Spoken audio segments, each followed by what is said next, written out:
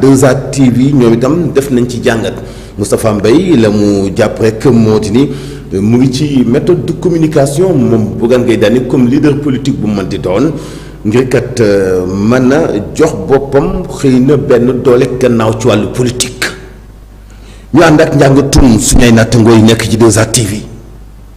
maanaam xam naa mi ngi wut kon ku ko gunge. waaw parce que bu dee dañ la woo nga ne di nga jóge sa kër 8h30. cela veut dire que ne peut-être dina am na yaakaar ne bëgg na presse bi ñëw gunge ko ànd ak moom yóbbu ko mu dem wuju cybercriminalité. comme ni nga ko waxee léegi rek boo mënantee loxo police di nga leen wax bu ñu ko jàpp nañ bàyyi ba. li nga xamante ne mooy élection yi jaar na mais xam nga dafa fekk ne Souleymane xam nga dëkk yoon rek lay doxee. parce que pour man comme ni ñu ko waxee léegi ci jàngoro ji nga xamante ne mooy cancer du sein bi bii faat du xaar octobre wala décembre wala janvier. waaye tamit amul infraction boo xamante ne pour une justice qui se respecte dafay toog mu ne damay xaar kat ba élection yi jaar wala nangam ak nangam. xam nga bu fekkente ne lépp da nga ko basé si ay calcul politique ñoo sóor loolu ba am na ñoom sax dañuy def ay abus booy élection jubsee wala yu ni mel pour ñu jàpp leen. ñëpp xam nañ ne tey ci moom ba muy def conférence de presse bee passé waxoon na ne préparé naa sama saak bi pour dem mais nag ñu fàtte ne déglu jotewul ak tamit jàpp wala tëj. mën nañ la déglu def la garde à vue comme mën nañ la déglu ne demal nga ñibbi. comme mën nañ la déglu ne demal bu ñu la soxlaa nañ la woowaat yooyu yëpp mën naa am wala ñu déglu la am ay information ñu soxla si yow loolu lépp déglu daf koy def. maintenant mais boo comprendre tey jii man bi ma déggee information Madiambal génnee ko.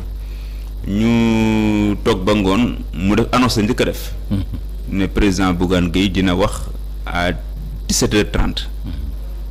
bi mu defee annonce ba pare après waxtu yu jot mu toog tuuti ñu gis ko mu ñëw. def benn déclaration bu gàtt.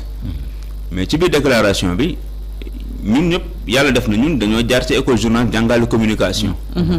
mais da ngay xam ne Bougane dafa fan Ousmane Sonko.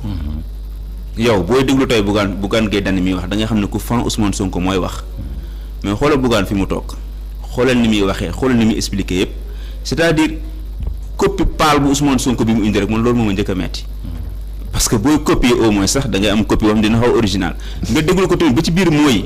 ni Bougane doon expliqué bu ma bëggee rey il faut que mu salir les mains c'est salir les mains. da doon sonko lu léegi il faut qu'il accepte de se salir les mains. loolu Ousmane Sonko moo ko doon wax Macky Sall Ousmane Sonko moom wax Macky Sall tamit boo réunion lépp loo def bu ngeen tëjoo def ko man dama koy jot parce que xam nga ne maa la ëpp ay information tey Bougane wax na ko bu ngeen dajee tamit lépp lu ngeen def tamit dinaa ko yëg parce que tamit su ma la waxee di nga ko xam buqat nga tàppet nga loolu Ousmane Sonko moo ko doon wax c'est-à-dire on veut pas de ça. Un leader politique da nga war a ubbi sa yoonu bopp demal sa yoonu bopp incarner yoon bees ñu xam ne ça c'est du Bougane mais pas du Bougane bëgg ñu imposer Ousmane Sonko copie bu Ousmane Sonko c'est pas ça. politique boo koy def dafa laaj créativité dafa laaj loo xamante ne mooy sa yoonu bopp Ousmane Sonko bi muy ñëw dafa fekk ay leader mu jël yoonu boppam jàkkaarloo ak Macky Sall xeex ak Macky Sall ba am li muy am tey jii. yow Ousmane Sonko puus yoon bi mu jaar ba xeex nga ni buntu boobu ngay jaar pour xeex ak moom la même personne bi nga xam ne moo tracé yoonu xeex bi mais doo ci am ndam.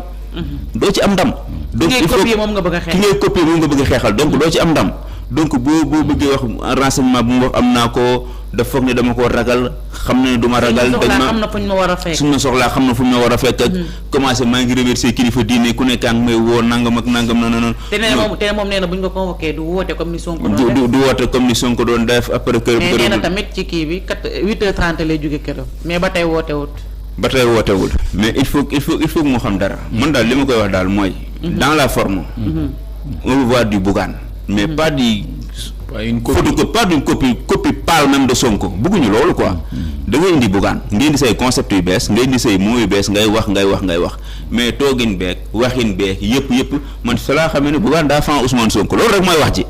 parce que man. c'est son idole non man su ma dama naan idoolam la man su ma la wax dëgg dama naan Bougane dafa jël Ousmane Sonko comme son idole. parce que man tey jii nit ki su ma ko fanwul. man damay toog sama ne kii est-ce que du toog déglu ay vidéo Ousmane Sonko balaa moo génn. même approche bi affiché bind ñun loo daan gis Ousmane Sonko dina wax 20h Ousmane Sonko dina wax nanka même approche bi même façon bi mu defee live bi. même façon bi non convocation baa ngi. Bougane Gueye wóolu nañ ko léegi lañ ci jot. voilà wóolu nañ ko demee ban waxtu lañ ko wóolu. 9h waaw wóolu nañ ko 9h yàlla na ko yàlla taxaw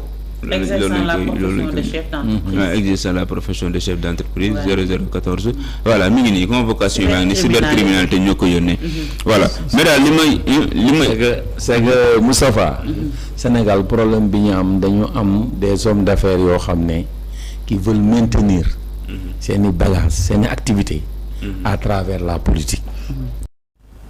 Moustapha Mbaye doon jàngat noonu ci 2A TV ak situation bi la mu jàpp mooy Bougane dafa am cofeel ci Ousmane Sonko parce que ci ay même terme am stylem na muy defee ci wàllu communication daanaka même stratégie boobu la jël ci wàllu communication est-ce que nag contexte yi mbooloo mi ñuy aperçu message bi est-ce que benn lañu wala déet foofu la question bi nekk ñu àndoon ak Moustapha ci jàngat bu am solo boobu la.